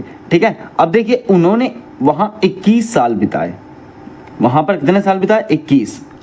वहाँ इन्होंने देखा, कहाँ? दक्षिण अफ्रीका में, कि भारतीयों के साथ जो है भेदभाव हो रहा है, इंडियन के साथ भेदभाव हो रहा है। तो इन्होंने एक काम किया। क्या काम किया? कि बात है 1894 की। कब की बात है? 1894 की। वहाँ पर इन्होंने 1894 में भारतीयों के साथ भेदभाव होने के लिए जो है नटाल इंडियन कांग्रेस की स्थापना की थी। कई बार एग्जाम में क्वेश्चन पूछता है कि नटाल इंडियन कांग्रेस की स्थापना पर जो कब हुई थी, तो आप लगाओगे 1894 ईस्वी में हुई थी। ये बात आपको ध्यान रखनी है। 1903 में गांधी जी ने दक्षिण अफ्रीका से इंडियन ओपिनियन नामक पत्र निकालना जो है प्रारंभ किया था। ठीक है, आइए देखिए महात्मा गांधी के उपनाम की बात करेंगे। बहुत सारे नाम थे इनके। ठीक है, आपने 2-4 ही सुने होंगे, सारे देख लीजिए। बापू किसने कहा? तो बापू कहा गया था इनको जवाहरलाल नेहरू के द्वारा। ठीक है, महात्मा की उपाधि इनको रविंद्रनाथ टैगोर ने दी। राष्ट्रपिता की उपाधि इनको जो है सुभाष चंद्र बोस ने दी। जादूगर कहकर इनको शेख मुजीबुर रहमान ने बुलाया था। देशद्रोही फकीर विंस्टन चर्चिल ने कहा था इनको। ठीक है, वन मैन बाउंड्री फोर्स ये बात माउंट बेटन ने कही थी। ठीक है, राजनीतिक बच्चा एनी बेसेंट ने कहा था। मांस का पुतला अल्बर्ट आइंस्टीन ने कहा था। अर्धनग्न फकीर विंस्टन चर्चिल ने कहा था। विंस्टन चर्चिल कहते थे कि इनका ये जो पहनावा है, ये इनकी जो वेशभूषा, ये केवल दिखावे के लिए, इसलिए उन्होंने जो इनको अर्धनग्न फकीर कहा था। मलंग बाबा, प्यारे बच्चों, उत्तरी पश्चिमी सीमांत क्षेत्र के जो लोग थे वो इनको मलंग बाबा के नाम से जानते थे। ठीक है, आगे समझिएगा। एक बात ध्यान देना प्यारे बच्चों, एक बात ये ध्यान देना कि 1908 में, कब? 1908 में प्यारे बच्चों ये दक्षिण अफ्रीका में पहली बार जेल भी गए थे। क्वेश्चन कई बार पूछ चुका है कि दक्षिण अफ्रीका में ये जेल कब गए थे? तो 1908 ईस्वी में गए थे। और वहीं बात करें तो 1909 ईस्वी में, कब? तो 1909 ईस्वी की बात है। 1909 में जो है ये इंग्लैंड से दक्षिण अफ्रीका आते समय जल जहाज में इन्होंने जो है हिंद स्वराज नामक पुस्तक लिखी थी। कई बार क्वेश्चन पूछता है कि हिंद स्वराज पुस्तक किसकी है। ठीक है, हिंद स्वराज पुस्तक किसकी है? तो प्यारे बच्चों गांधी जी की। कब लिखी? 1909 में लिखी। और पुस्तक जो है कौन सी भाषा में थी? अगर भाषा पूछता है प्यारे बच्चों तो भाषा लगाना आप गुजराती भाषा में इन्होंने जो है एक पुस्तक लिखी थी जिसका क्या नाम था? हिंद स्वराज नाम था। ठीक है, आगे आइए देखिए 1915 को अफ्रीका में 21 साल गुजार कर जो है महात्मा गांधी भारत लौटे। कब आए थे ये वहां से? तो आप क्या कहोगे कि 1915 में। डेट याद रखना प्यारे बच्चों, डेट याद रखना क्या है? 9 जनवरी। और 9 जनवरी 1915 को इसी दिन जो है भारत में प्रवासी दिवस भी मनाते हैं। कौन सा दिवस? प्रवासी दिवस भी मनाते हैं। ये बात आपको ध्यान रखनी है, सही है। आगे देखिए, आगे अगर मैं बात करूं, अब ये भारत जब आए तो भारत वापस आने के क्रम में इन्होंने भारत की पृष्ठभूमि और राजनीतिक स्थिति को समझने का प्रयास किया और इस क्रम में वे गोपाल कृष्ण गोखले से काफी प्रभावित हुए और उन्हें जो है अपना गुरु मान लिया। गांधी जी दक्षिण अफ्रीका से भारत वापस आए तो सबसे पहले उन्होंने गुजरात के अहमदाबाद के कोचरब आश्रम जो है स्थापित किया। कहां पर? तो अहमदाबाद में एक आश्रम स्थापित किया प्यारे बच्चों, जिसका नाम था कोचरब आश्रम। ठीक है, कोचरब आश्रम। तो क्वेश्चन करता है कि कोचरब आश्रम कहाँ है, तो आप क्या कहोगे? तो अहमदाबाद में स्थापित किसने किया प्यारे बच्चों? तो गांधी जी ने। ठीक है, तो ये बात आपको ध्यान रखनी है। ठीक है, वहां से आने के बाद और ध्यान रखना प्यारे बच्चों, अपने आश्रम को इस बार साबरमती नदी के किनारे इनको जो है स्थानांतरित करना पड़ा था, क्योंकि वो जो है कोचरब आश्रम जो है ये प्यारे बच्चों ये प्लेग की बीमारी के चपेट में आ गया था। किसकी बीमारी के? प्लेग की। तो बाद में इन्होंने जो है इसे साबरमती नदी के तट पर जो है स्थानांतरित कर दिया था। ठीक है, तो ये बात ध्यान रखेंगे। देखिए, बात करें तो गांधी जी को ब्रिटिश सरकार द्वारा जो है केसर ए हिंद की उपाधि से सम्मानित किया गया। ठीक है, 1916 ईस्वी में जो गांधी जी ने अहमदाबाद के नजदीक साबरमती आश्रम की स्थापना की। ठीक है, फिर देखिए 1917 में गांधी जी के आंदोलन जो है पूर्ण रूप से शुरू हो गए थे 1917 से। ठीक है ना, 1917 से उन्होंने आंदोलन शुरू किए। अब देखिए बवाल एक था कि जब ये वहां से आए थे अफ्रीका से, तो यहाँ पर जो है ना प्यारे बच्चों आपका एक युद्ध चालू हो गया था, प्रथम विश्व युद्ध।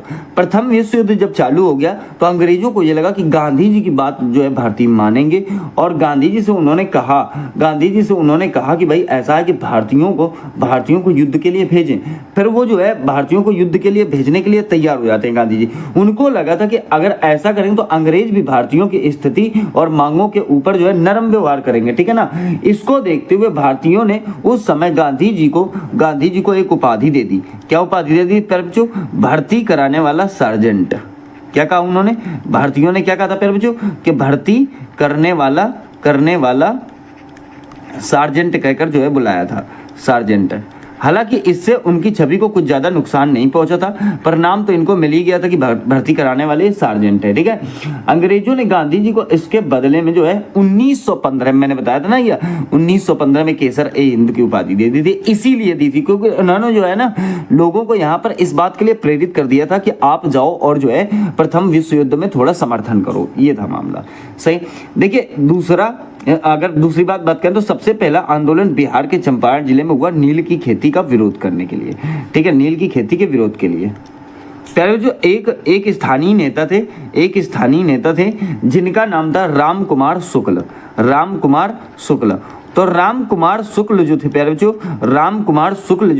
वो इनको जबरदस्ती ले जाते हैं वहां पर। कई बार इनसे कहा है कि भाई हमारे यहाँ चलो और हमें बहुत दिक्कत प्रॉब्लम हो रही है। वहां पर चंपारण बिहार की स्थिति के बारे में बताया कि वहां की तिनकठिया प्रणाली के बारे में गांधी जी को जानकारी दी। गांधी जी चंपारण जाने के लिए तैयार भी हो जाते हैं। 19वीं शताब्दी के प्रारंभ में अंग्रेज जो है बगान मालिकों ने किसान से ये करार कर लिया था कि वे अपनी भूमि के 3/20 हिस्से में, कितने प्यारे बच्चों? तो 3/20 हिस्से में जो है नील की खेती अवश्य करेंगे। इसी को तिनकठिया प्रणाली कहा जाता है। ठीक है, तो वहां पर ये जब जाते हैं तो इनका पहला आंदोलन प्यारे बच्चों सक्सेस हो जाता है।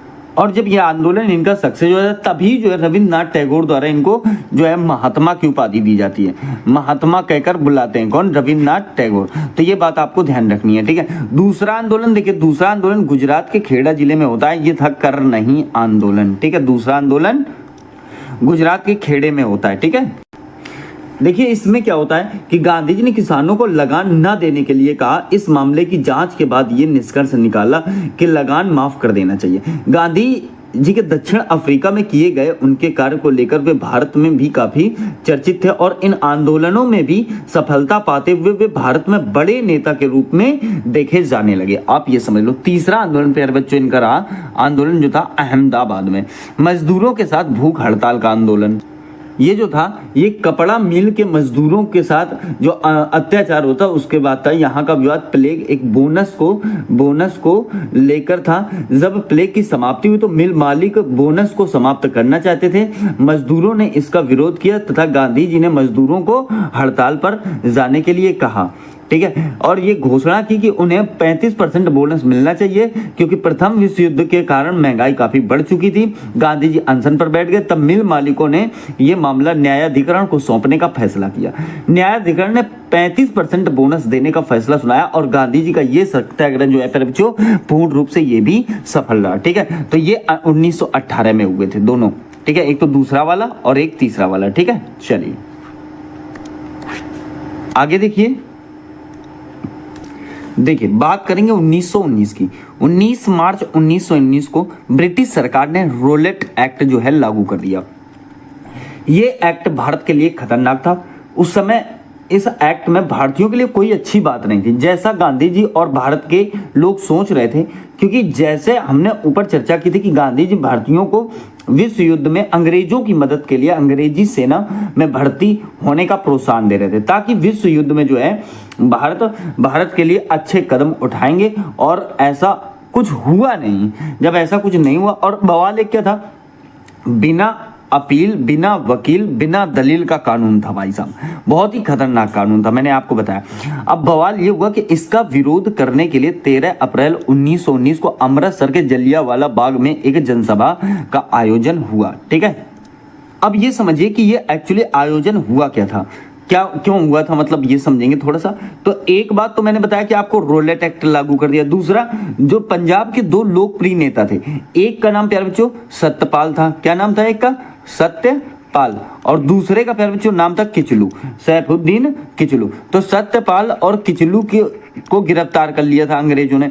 तो उनकी गिरफ्तारी को लेकर जो है जनता में काफी ज्यादा आक्रोश फैला हुआ था और कई जगह जो है हिंसाएं देखने को मिली।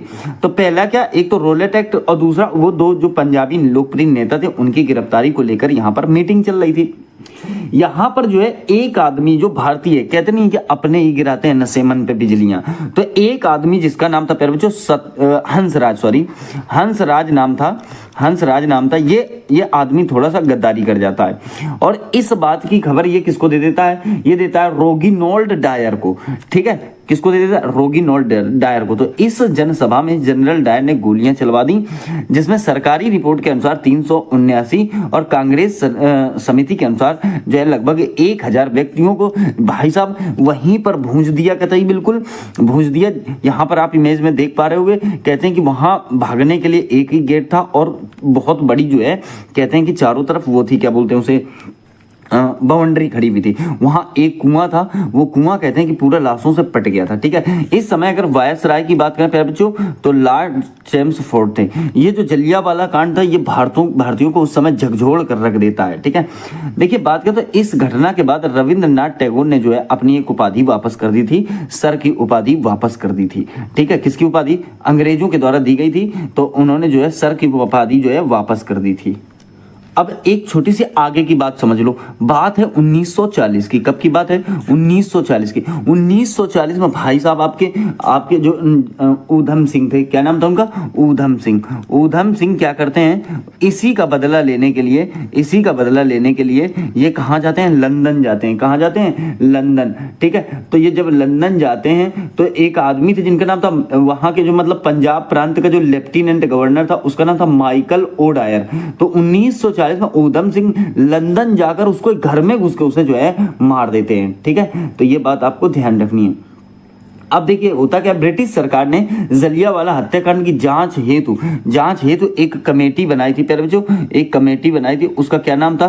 तो हंटर कमेटी बनाई थी। कब? 1919 में। और इसका हंटर नाम क्यों था? क्योंकि इसके अध्यक्ष जो थे जीसी हंटर थे, ठीक है, इसलिए इन्होंने जो है हंटर कमेटी बनाई थी। ये बात आपको ध्यान रखनी है।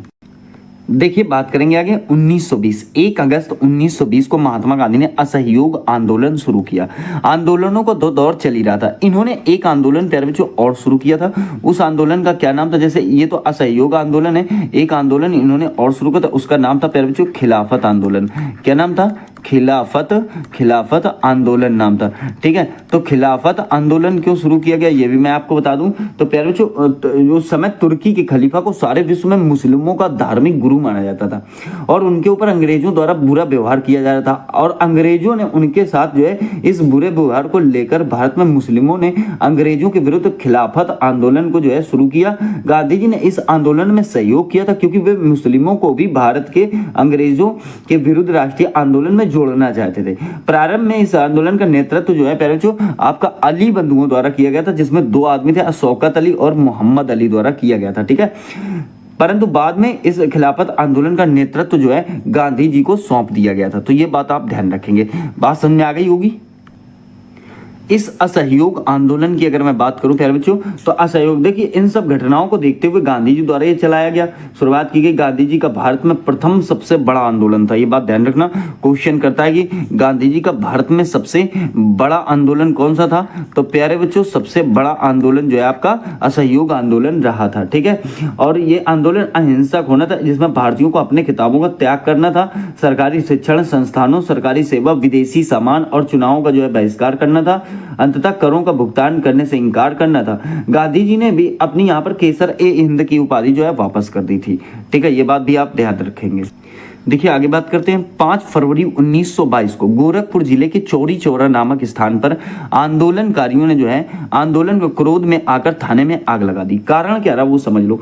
देखिए गोरखपुर जिले में चौरी चौरा में किसानों के एक जुलूस पर पुलिस वालों द्वारा जो गोली चलाने पर भीड़ ने थाने को जला दिया, जिसमें कहते हैं 22 पुलिसकर्मी। कितने पुलिसकर्मी प्यारे बच्चों? माना जाता है कि 22 पुलिसकर्मी मारे गए। इस घटना के बाद गांधी जी ने असहयोग आंदोलन का हिंसात्मक होते हुए देखकर इसे जो है समाप्त करने का निर्णय लिया। परंतु इस असहयोग आंदोलन को समाप्त करने के फैसले की आलोचना बहुत भारतीय नेताओं ने की। जैसे सुभाष चंद्र बोस द्वारा जो है इस फैसले को राष्ट्रीय संकट कहा था।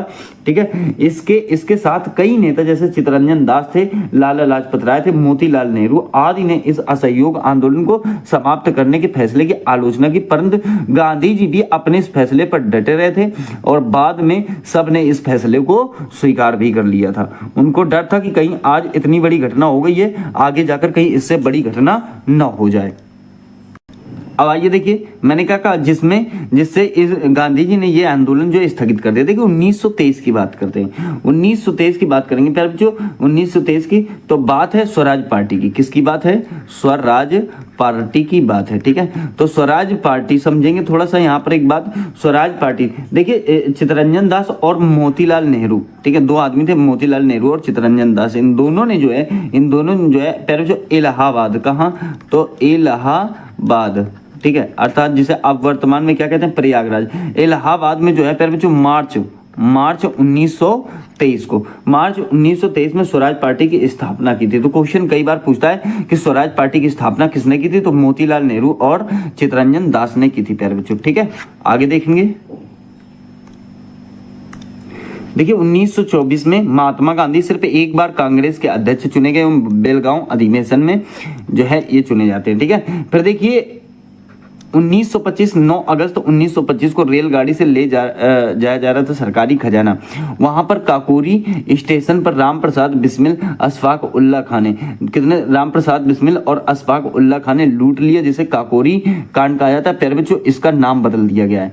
क्या कर दिया गया है? तो आप जैसे कि यहाँ पर देख रहे हो, तो इसका नाम कर दिया गया है काकोरी ट्रेन एक्शन। ये हमारे उत्तर प्रदेश के माननीय योगी आदित्यनाथ ने नाम इसका बदलकर काकोरी कांड नहीं बल्कि अब काकोरी ट्रेन एक्शन बोला जाएगा। ठीक है, अब जब काकोरी कांड हो जाता है प्यारे बच्चों, तो 1927 में इन्हें जो है प्यारे बच्चों फांसी दे दी जाती है। ठीक है, किसको? तो राम प्रसाद बिस्मिल और अशफाक उल्ला खां को। देखिए बात करेंगे 1927 की। कब की बात करें प्यारे बच्चों? 1927 की। तो भारत का संविधान बनाने की साइमन कमीशन की नियुक्ति हुई और प्यारे बच्चों इसमें जो है 7 सदस्य थे। कितने सदस्य थे? 7 सदस्य। इसने 3 फरवरी 1928 को भारत में प्रवेश किया था। कब? तो 3 फरवरी 1928 को। घोषणा 27 को की जाती है, लेकिन भारत में प्रवेश होता है 28 में। देखिए इसमें कोई भारतीय सदस्य नहीं था, भारतीयों ने इसे अपमान के रूप में देखा, क्योंकि उन्हें लगा कि कुछ अंग्रेज हमारे भाग्य का निर्धारण नहीं कर सकते, इसलिए इस आयोग का जो है प्यारे बच्चों उन्होंने बहिष्कार किया। ठीक है, तो ध्यान रखना फिर क्या होता है कि जब कमीशन दिल्ली पहुंचा तो वहां काले झंडों और साइमन कमीशन वापस जाओ के नारों के साथ जो है विरोध किया गया। ठीक है, साइमन जब लाहौर पहुंचा तो लाला लाजपत राय के नेतृत्व में इसके खिलाफ प्रदर्शन किया गया, पर पुलिस ने के लाठीचार्ज के कारण कुछ ही दिनों में जो है लाला लाजपत राय की मृत्यु हो जाती है। तो देखो यहाँ पर मैंने बताया कि लाला लाजपत राय पर लाठियों से प्रहार किया गया, जिससे उनकी जो है प्यारे बच्चों मृत्यु हो जाती है। देखिए प्यारे बच्चों यहाँ पर बीच में एक आंदोलन भी चला, आगे इसके क्या चला, सविनय अवज्ञा आंदोलन। आपने खूब नाम सुना होगा। तो सविनय अवज्ञा आंदोलन जो है गांधी जी द्वारा चलाया गया। प्यारे बच्चों इस आंदोलन की बात करें तो इसका जो समय था वो कितना था, तो आप कहोगे 1930 से 34 तक। कितना चला, 1930 से 34 तक ये आंदोलन चला था, लेकिन ये 2 चरणों में आंदोलन चला था। कहने का मतलब है, देखिए असहयोग आंदोलन के बाद ये दूसरा बड़ा आंदोलन था गांधी जी का, 30 से 34 तक चला, 4 साल चला।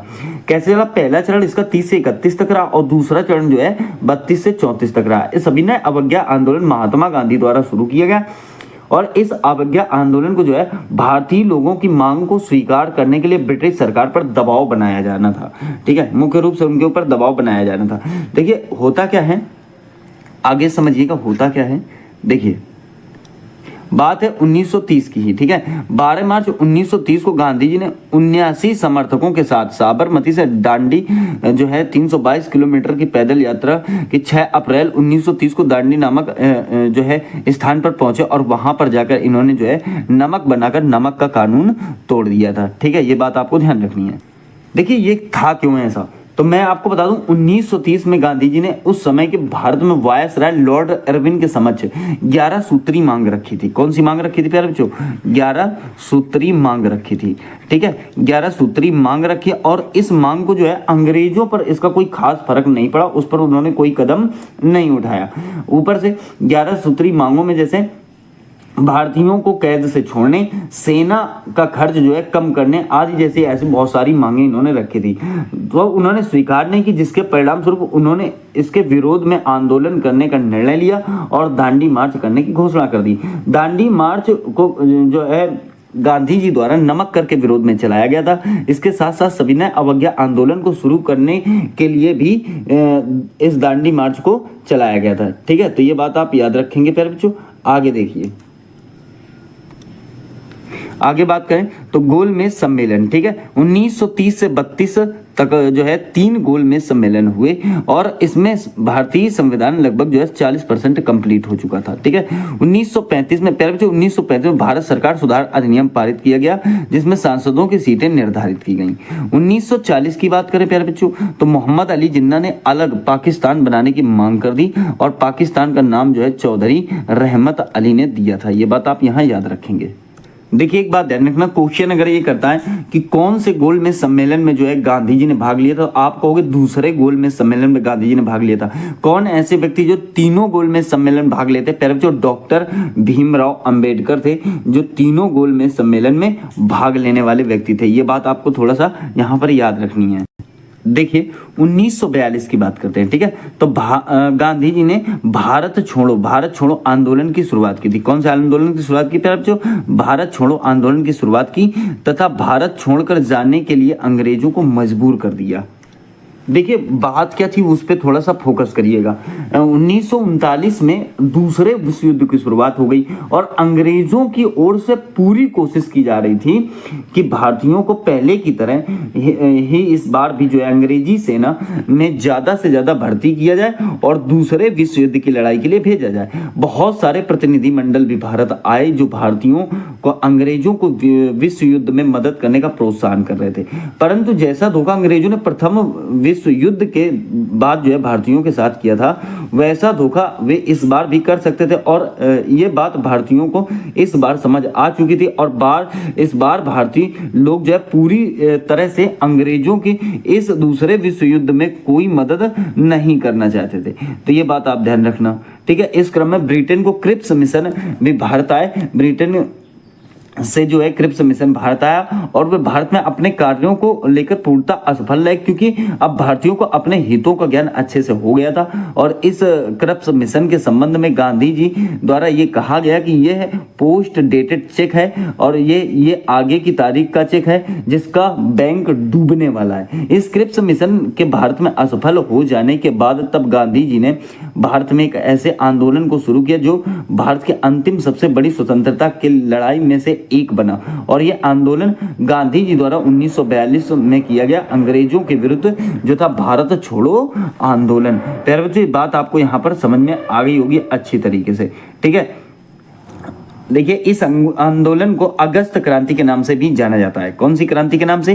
तो अगस्त क्रांति के नाम से भी जाना जाता है। और इसके बाद अंग्रेजों द्वारा ऑपरेशन जीरो आवर चलाया गया, जिसके तहत गांधी जी सहित लगभग सारे बड़े नेताओं को गिरफ्तार कर लिया गया। देखो, एक बात ध्यान रखना, गांधी जी जब भी गिरफ्तार हुए, ठीक है, तो उसमें सबसे बड़ा एक फैक्ट रहा, गांधी जी को ये गिरफ्तार करते, लेकिन गांधी जी ऑलरेडी इतने कमजोर आदमी थे, ठीक है। तो ये क्या कहते हैं कि भाई मेरे पेट में दर्द हो रहा है, मेरे पेट में दर्द हो रहा है। जितनी बार भी इनको गिरफ्तार किया गया, गांधी जी को गिरफ्तार करने के बाद इनको तुरंत छोड़ना पड़ा, क्योंकि उनकी तबीयत तुरंत नाजुक हो जाया करती। तो ये बात आपको ध्यान रखनी है, ठीक है, ये बात आपको ध्यान रखनी है, सही है।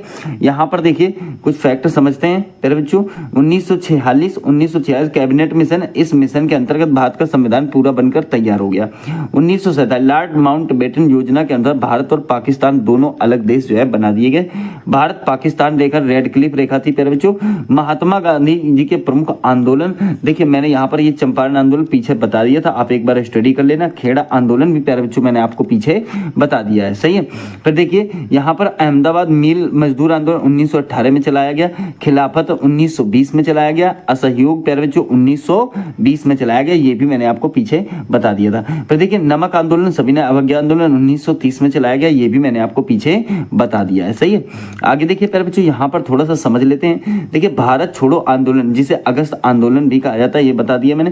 देखिए यह आंदोलन 8 अगस्त 1942 को मुंबई में अखिल भारतीय कांग्रेस कमेटी के सत्र में शुरू हुआ। नारा दिया गया था प्यारे बच्चों, करो या मरो, ठीक है, डू और डाई वाला।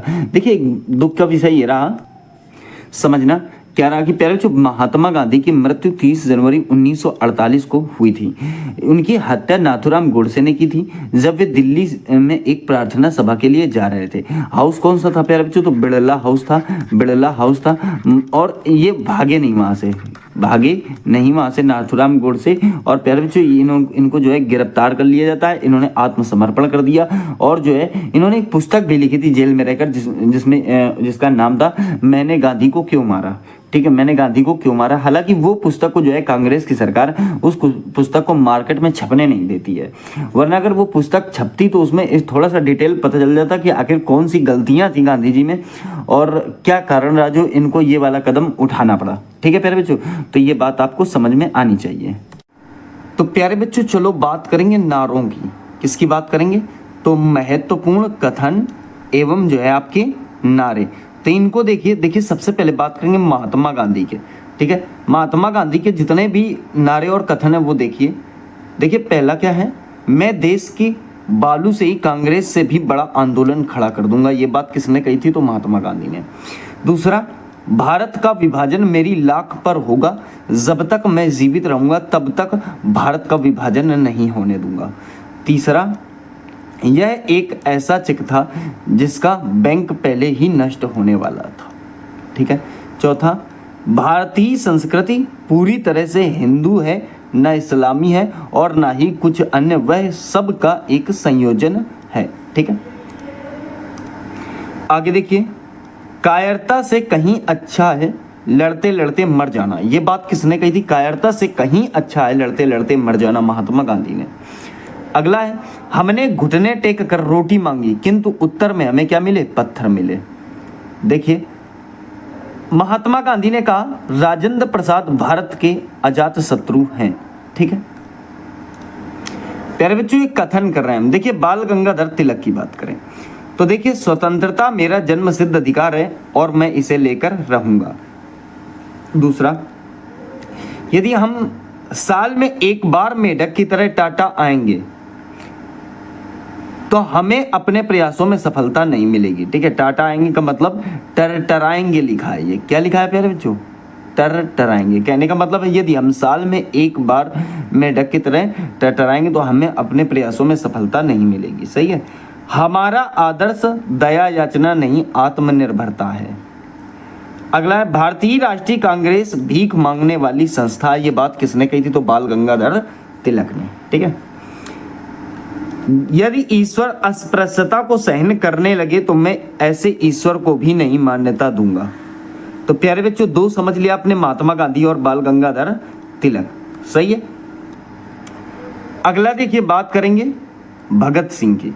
तो इंकलाब जिंदाबाद भगत सिंह का है। क्रांति का अभिप्राय बंदूक और पिस्तौल नहीं, ये भी भगत सिंह का है। जिंदगी तो अपने दम पर ही जी जाती है, दूसरे को कंधे पर तो सिर्फ जनाजे उठाए जाते हैं, ये बात भी भगत सिंह की है। अगला है क्रांति की तलवार में धार वैचारिक पत्थर पर रगड़ने से होती है। अगला है प्यारे बच्चों जवाहरलाल नेहरू का। आराम हराम है किसका? तो जवाहरलाल नेहरू का। देखिए, मैं स्वभाव से ही समाजवादी हूं, ये बात भी जवाहरलाल नेहरू ने कही। फिर देखिए अगला है, हमने सिर दर्द से छुटकारा पाने के लिए सिर कटवाना बेहतर समझा। फिर है क्रिप्स शैतान के वकील हैं। तो देखिए, क्रिप्स मिशन एक ऐसे बैंक का चेक है जो टूट रहा है। तो प्यारे बच्चों, ये बात आपकी समझ में आ गई होगी। देखिए अगला क्या है, सुभाष चंद्र बोस देख लीजिएगा। दिल्ली चलो, सुभाष चंद्र बोस ने कहा, तुम मुझे खून दो मैं तुम्हें आज़ादी दूंगा। फिर देखिए सुभाष चंद्र बोस का तीसरा, भगत सिंह और इकबाल का एक ही अर्थ है। कहने का मतलब है दोनों का मतलब एक ही है। अगला है मौलाना अबुल कलाम आज़ाद। देखिए, नेहरू देशभक्त हैं और जिन्ना राजनीतिज्ञ। फिर देखिए, शिमला सम्मेलन एक दुर्घटना है। तो प्यारे बच्चों, यहाँ ये समझ लिया आपने। आगे देखिएगा, मेरे शरीर पर पड़ी एक एक लाठी ब्रिटिश साम्राज्य के ताबूत में कील सिद्धोगी, लाला लाजपत राय ने कहा था। एवो ह्यूम स्वतंत्रता के पुजारी थे, ये बात भी लाला लाजपत राय ने कही थी। देखिए अगला, समूचा भारत एक विशाल बंदी गृह है, चित्तरंजन दास ने कही थी। मैं विद्रोही हूं, स्वराज विद्रोह आवश्यक है, ये बात भी चित्तरंजन दास ने कही। मैं विद्रोही हूं, मैंने कांग्रेस से विद्रोह किया है, ये बात भी चित्तरंजन दास ने कही। वंदे मातरम का नारा बंकिम चंद्र चटर्जी ने दिया था। ठीक है, किसने दिया था? तो आप कह सकते हो कि बंकिम चंद्र चटर्जी ने दिया था। सही है। वेदों की ओर लौटो, स्वामी दयानंद सरस्वती का है। देखिए, जो स्वदेशी राज्य होता है वह सर्वोपरि एवं उत्तम होता है, ये बात भी स्वामी दयानंद सरस्वती की है। अगला देखिए, यदि हम पाकिस्तान की मांग स्वीकार नहीं किए तो देश में अनेक पाकिस्तान बन जाएंगे, वल्लभ भाई पटेल ने कही थी ये बात। देखिए, जिन्ना विभाजन चाहते हैं या नहीं, हम स्वयं विभाजन चाहते हैं, ये बात भी वल्लभ भाई पटेल ने कही थी। ठीक है।